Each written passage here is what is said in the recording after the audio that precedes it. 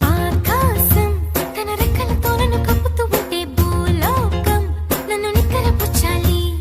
జాబిల్లి తన వెన్నెలతో నన్ను నిద్రలేపి రే అంతా తెగ అల్లరి చేయాలి.